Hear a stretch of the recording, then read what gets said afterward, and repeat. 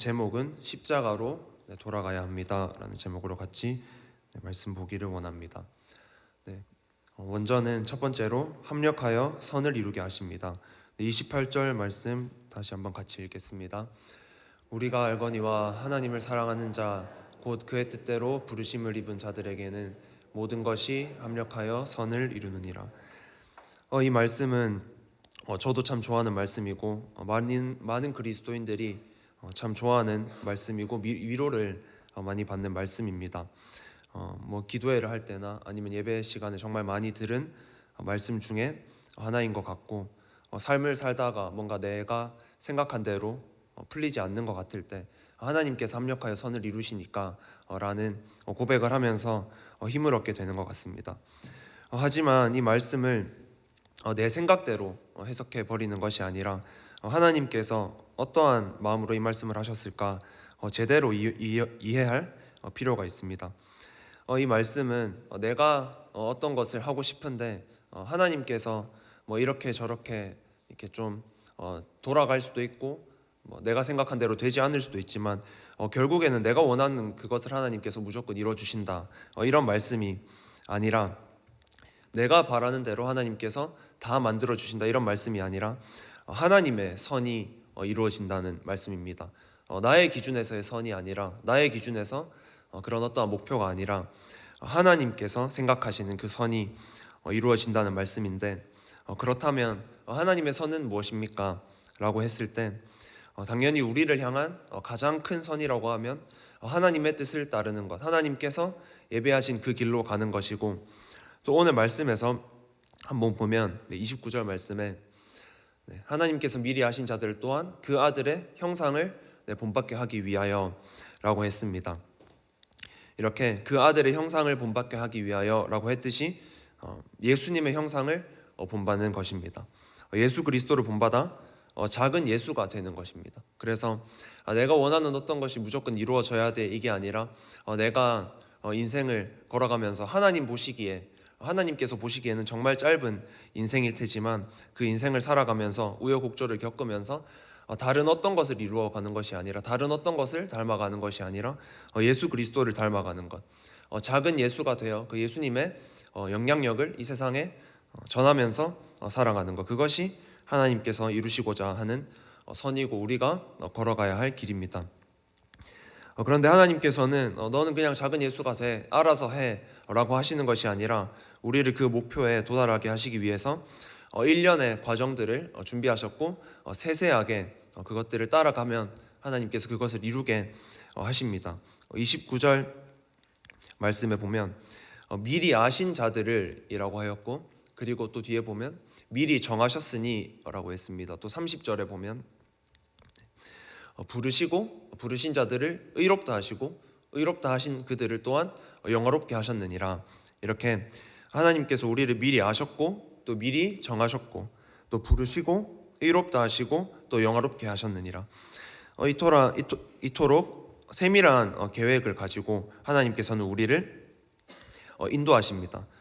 특별히 여기서 마지막에 영화롭게 하셨느니라 라는 부분이 참 흥미롭게 다가오는 것 같은데, 그 이유는 우리가 일반적으로 이렇게 삶을 살아갈 때 칭의, 성화, 영화의 과정을 말하는데, 칭의는 하나님께서 나를 의롭다고 하신 것, 그래서 내가 예수 그리스도를 믿었을 때, 주로 고백할 때 하나님께서 나를 의롭다고 하신 과거의 사건을 말합니다. 우리는 다 예수님을 믿고 있으니까. 그리고 두 번째 성화의 과정은 지금 내가 내 인생을 살아가면서 예수 그리스도를 닮아가는 그 과정, 그래서 현재를 말하고 있고, 마지막 영화는 예수 그리스도께서 재림하실 때 우리가 그 영화로운 모습이 되는 것, 그래서 미래의 사건을 말하는데, 오늘 30절의 말씀을 다시 보면 영화롭게 하셨느니라 라고 하면서 과거 시제로 표현되어 있기 때문입니다. 그래서 흥미롭게 다가오는데, 이것을 보고 영화는 아직 온 게 아니라 예수님 재림하실 때 오는 건데 그러면 성경이 잘못됐네, 이렇게 말하는 것이 아니라, 여기서 이렇게 과거 시제로 쓰인 것은 영화롭게 되는 것은 당연히 우리가 예수님께서 재림하실 때 영화롭게 될 것이고 미래의 일이지만, 이것이 과거 시제로 쓰인 이유는 우리가 그 영화로움에 영화롭게 될 것이라는 그것에 도달하리라는 그 하나님의 계획, 그 하나님의 결정은 미리 이루어졌다, 미리 성취되었다라는 것을 보여주기 위해서 이렇게 쓰였습니다. 우리가 그 1년의 과정들을 거쳐서 예수님의 형상을 담는 것, 때로는 그 길이 너무 멀어 보이고 힘들어 보일 때도 있지만 하나님께서 그것을 이루기로 이미 결정하셨기 때문에 우리에게는 최후가 보장되어 있지 않는 삶을 사는 것이 아니라 최후 승리가 이미 확정되어 있다는 것입니다. 또 우리가 승리할 것임을, 하나님의 사랑이 끊어지지 않을 것임을 보여주는 말씀이 바로 뒤에 또 나오는데요. 35절 말씀 같이 한번 읽겠습니다. 누가 우리를 그리스도의 사랑에서 끊으리요? 환난이나 곤고나 박해나 기근이나 적신이나 위험이나 가리랴. 39절 말씀도 한번 보겠습니다. 높음이나 깊음이나 다른 어떤 피조물이라도 우리를 우리 주 예수 그리스도 안에 있는 하나님의 사랑에서 끊을 수 없으리라. 이처럼 우리의 최후 승리는 이미 확정되어 있고 그 어떤 것도, 사단이 어떤 장난질을 하고 어떻게 우리를 속일지라도 그 결과는 바꿀 수가 없습니다. 하나님께서 합력하여 선을 이루실 것이고 그리스도의 그 사랑에서, 하나님의 그 사랑에서 우리를 끊어낼 수 있는 것은 아무것도 없기 때문입니다. 이렇게 그냥 쭉 다 이루어지면 참 좋을 텐데, 나한테 어려움도 하나도 없고 그러면 참 좋을 텐데, 네. 두 번째로 하지만 어려움은 있습니다. 35절 말씀 방금 읽었지만 다시 한번 읽도록 하겠습니다. 누가 우리를 그리스도의 사랑에서 끊으리요? 환난이나 곤고나 박해나 기근이나 적신이나 위험이나 가리랴. 이 말씀은 당연히 그 어떤 것도 우리를 그리스도의 사랑에서 끊을 수 없다라는 메시지를 전달하고 있지만 이곳에 환난, 곤고, 박해, 기근, 적신, 위험, 칼 이런 것들이 우리를 그리스도의 사랑에서 끊을 수 없다는 말씀은 다시 한번 생각해 보면 이러한 고난들이 우리에게 있을 수 있다는 말이기도 한 것 같습니다. 베드로전서 5장 8절 말씀도 같이 한번 보겠습니다. 근신하라 깨어라 너희 대적 마귀가 우는 사자같이 두루다니며 삼킬 자를 찾나니.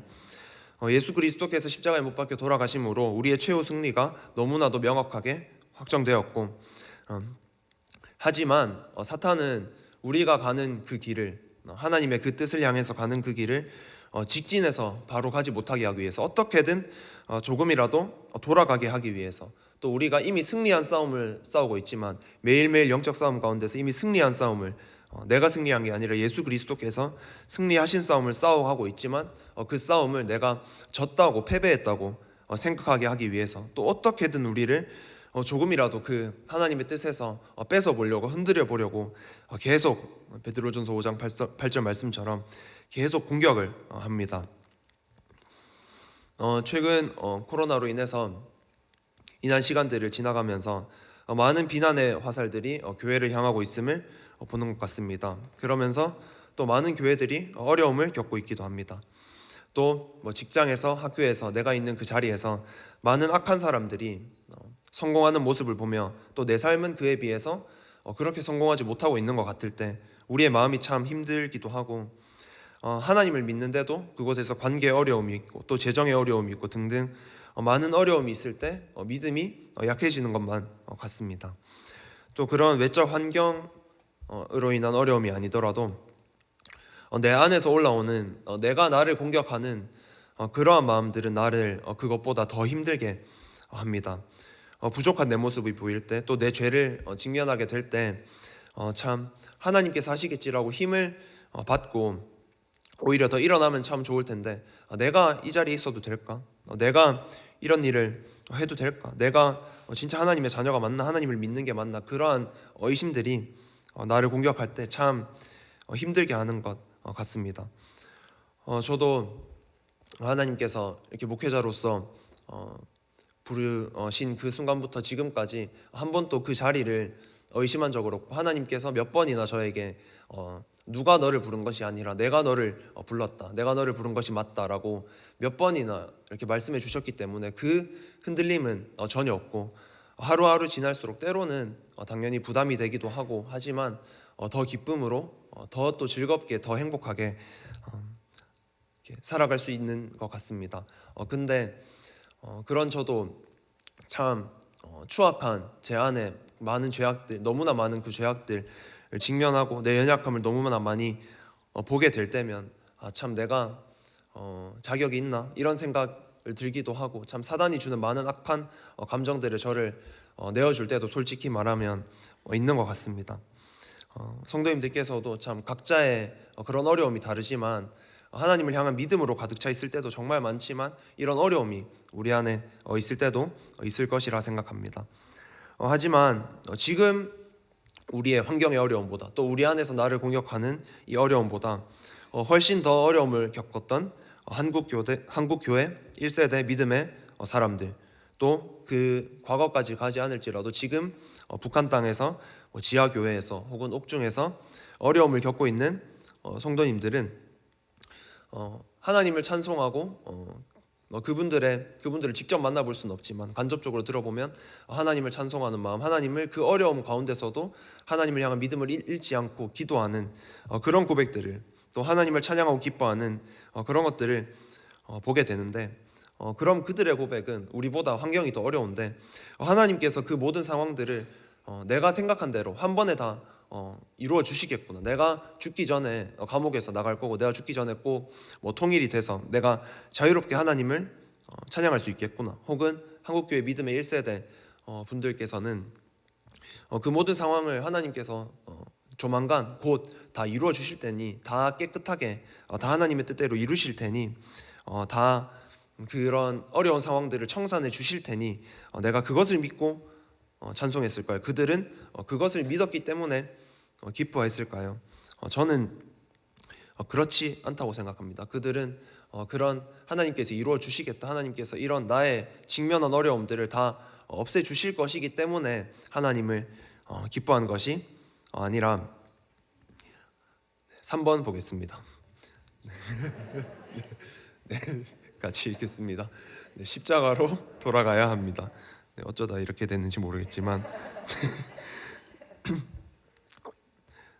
그들처럼 그렇게 기뻐하기 위해서 우리는 십자가로 돌아가야 합니다. 34절 말씀 같이 읽겠습니다.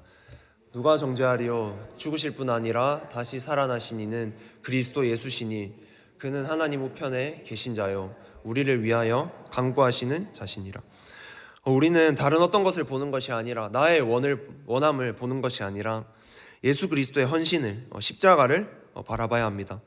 하나님께서 복을 주실 때, 나에게 복을 주실 때 하나님께 그 모든 영광을 돌리고 찬양을 하는 것도 너무 좋지만, 내가 정말 어려움을 당하고 있을 때도, 내 생각과 내 생각대로 일이 하나도 풀리고 있지 않을 때도 하나님께서는 이미 우리에게 아들을 내어주셨기 때문에 그 아들을 내어주신, 또 하나님의 사랑이 가장 확실하게 드러난 그 십자가를 바라보면서 하나님의 크신 사랑을 깨닫고 경험하여 그 어려움을 이겨내고 일어설 수가 있어야 합니다.